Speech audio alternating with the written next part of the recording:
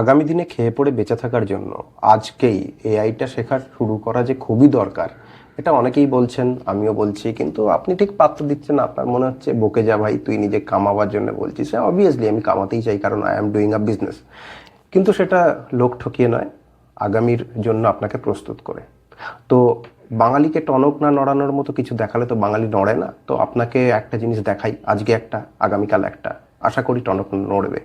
দেখুন, আমরা মোটামুটি 12 থেকে 14 হাজার বছর আগে কৃষিকাজ শুরু করি।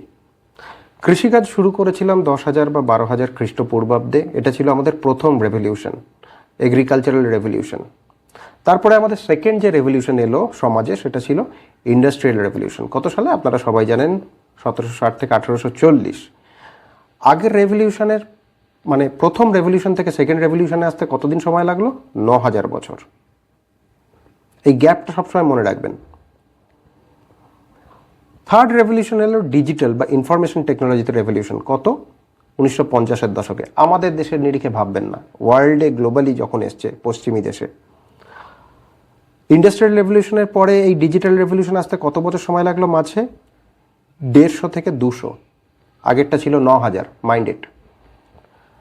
ফোর্থ রেভলিউশনে আমরা আসছি, আর্টিফিশিয়াল রেভলিউশন। সেটা কবে? 2020-র কথা। আগের রেভলিউশনের সাথে গ্যাপ কত? 50 থেকে 70।